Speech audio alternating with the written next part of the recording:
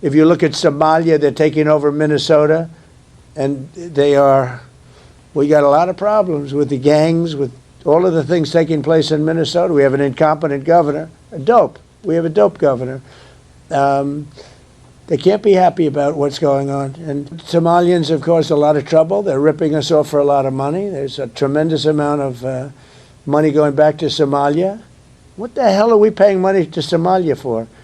But they're ripping off our country at a level that few people have been able to see before. That's about the only thing. You talk about competence. We have Ilhan Omar, who does nothing but complain about our country and our Constitution. And she comes from a country with practically no country. It's devastated, it's crime-ridden, it's a mess, it's a disgrace.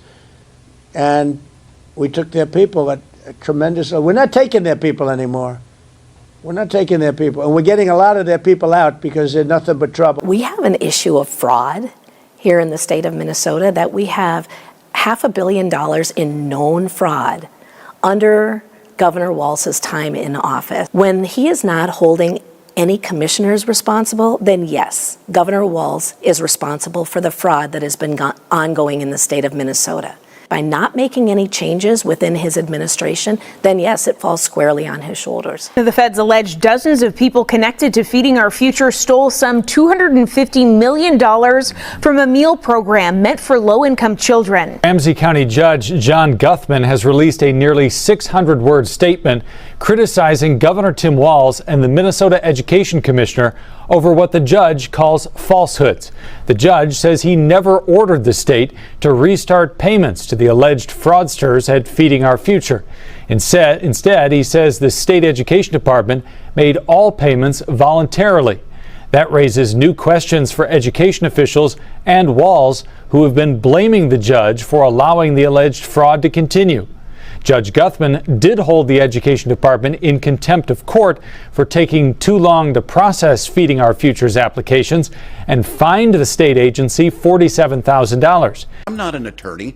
I know that in my time here, there's never been a state agency had a contempt of court filed. So we're nervous, we're rule followers, we're trying to get this right, but my gripe is not with the court, it's with, and again, that's the interpretation on this. I mean, that's what the lawyers all thought, that's what it meant. Walz called for an investigation into the judge, saying he was left speechless by Guthman's ruling.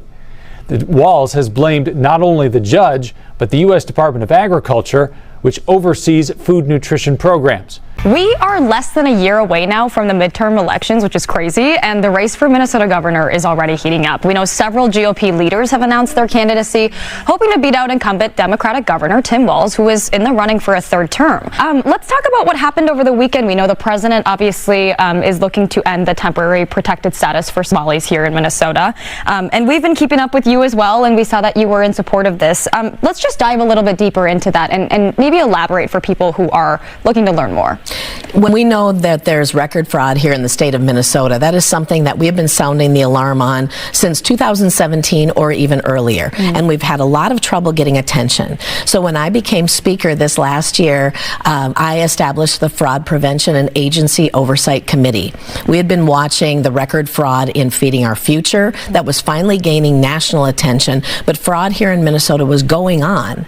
And it's always important to recognize that when there is fraud, it means those tax dollars are not going to the people that need it the most. It's going to fraudsters. And so the work that our fraud committee was able to do this year, plus with the national attention and the U.S. acting attorney Joe Thompson, and really shining a light on this, we know that fraud here in Minnesota has to stop. Yeah. All of these different agencies that have either let it go by and still paid out, we know there's been an explosive growth in autism services, in the Feeding Our Future scandal. There's been fraud, 28 issues of fraud since Governor Walz took office in 2019. That's too much for taxpayers. Minnesota has become unaffordable. Well, we've just touched on fraud. That means that we are having tax dollars go out. Allowing Feeding Our Future scandal to continue. What's your response to that? Well, first of all, and I hope the outrage on this is a global pandemic, and our biggest fear was food insecurity, especially for the number of children who are hungry in the best of times. So The audacity, the brazenness, and the absolute heartlessness of a criminal ring focusing on children's foods is just beyond the pale. With that being said, it's a federal program through the Department of Agriculture. Our administration very early in the previous presidential administration noted the irregularities with this. We alerted folks as quickly as we could. We took that forward. We took the step of stopping payments.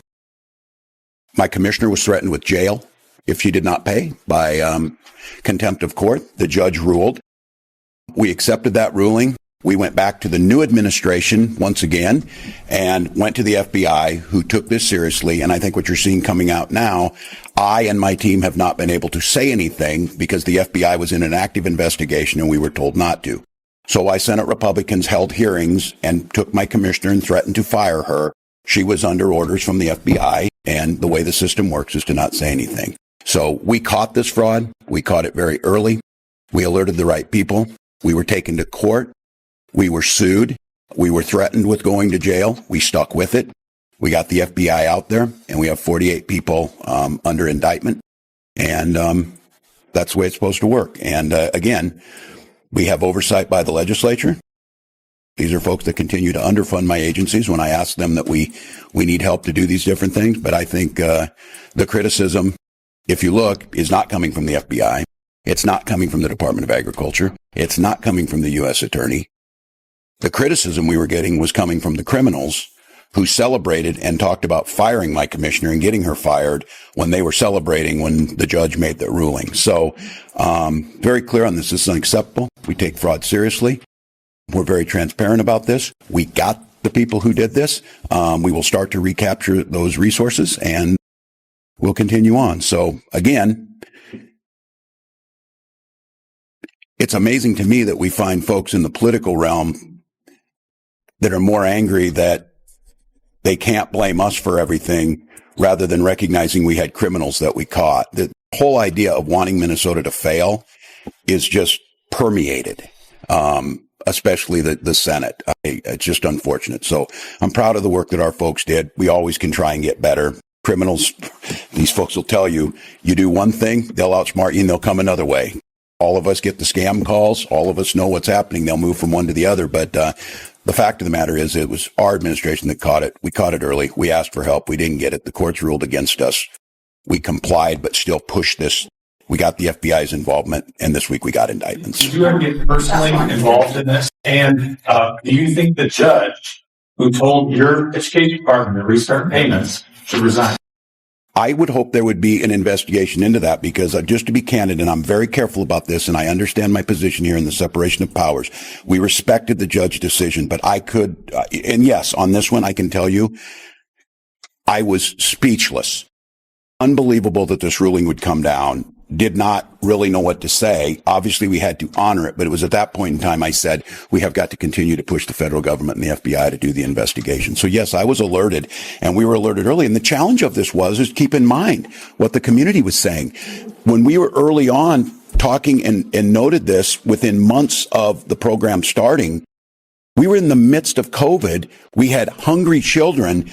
Our concern was, too, the disruption that this would cause and making sure, and there were people out there that said, if you follow through with this and you pull back, there are some legitimate folks going to get caught up in this and children are going to go hungry. So those were the decisions that I was making to ensure that we were getting the legitimate folks and trying to separate these folks out. Once again, this idea of going after MDE, why are you complaining at the police officer who made the arrest, who tried to do this? These folks were doing it. So yes, I'm not going to go, Theo, and I'll answer directly on this. I am highly disappointed. None of us are perfect. Maybe this was just a bad decision. All of us do it, and judicial decisions can be the same way. But I would hope there would be some view on this, because again, when you're all seeing now what we saw ahead of time, the evidence to me was overwhelming. I wouldn't have believed in a million years that they were going to rule that way. And keep in mind, they walked right up to, and this group celebrated that the commissioner could be going to jail if she doesn't pay us. That's the way this thing read, that she had to follow through and make payments, even though our administration knew there was the highest probability that they were defrauding the government. If you'll remember, in the first set of 50 indictees here in the state of Minnesota, $250 million was swiped and stolen from the people of Minnesota. It was supposed to be intended to feed kids. Nearly not a dime of it was spent on kids, but instead spent on things like luxury automobiles, spent on vacation homes, spent on jewelry, spent on real estate, some of it in other countries. And this was spent by the people who defrauded you and I. So what we learned yesterday actually showed some new categories. We learned that the money was used to purchase and have delivered an aircraft to another continent. In addition to that, some of the money was used to buy a laundromat to launder the money from the fraud. These are the types of things that we learned yesterday. Now, if you add it up, we're over $300 million of your money pulled out from your wallets and taken by people, while, by the way, being handled by the Minnesota Department of Education. The Minnesota Department of Education, the department that is supposed to have a fiduciary responsibility for our money, that is supposed to report according to the law. There are two different places in the law that requires the department, when they detect fraud, to report it to the Office of the Legislative Auditor. Neither one of those statutes were followed. The Legislative Auditor didn't find out until we did. And at the same time, the government acknowledges they knew about this fraud before. By the way, there's criminal statutes in place that say if a state government agency gives out money after they know there's fraud, they are criminally liable. It's in statute. No one yet in the Minnesota Department of Education has even been arrested or interviewed, as far as we know. Governor Walz and Attorney General Ellison are sitting on their hands while Minnesota continues to get fleeced. Okay, so this is really bad stuff. So what can you do? I've been chasing down this fraud for the last year or more and continue to let people know about what's going on. What you can do is this. There are a number of legislators, many legislators in our state who are doing nothing. A large number of them are in communities that this fraud is going on in. Minneapolis, St. Paul, we heard Faribault, Eagan, and other communities in our state are areas where people who are committing this fraud are living. There are more of them. Wherever your legislator lives, contact them and let them know it is their job, it is my job, it is your job, it is all of our jobs to combat this fraud and hold people accountable. This is the people's money. It is our joint fiduciary responsibility to make sure we do our job. Please contact your legislator. We need more help in this fight so that we can get to the bottom of it and stop this waste of your money. That's all for today. Thank you. If you want global news to keep you up to date on any new developments, please subscribe our channel and forward our content with your friends on social media and email. Thank you very much for keep supporting me. Stay safe. Be blessed. Namaste. Thank you, God bless you, and God bless America.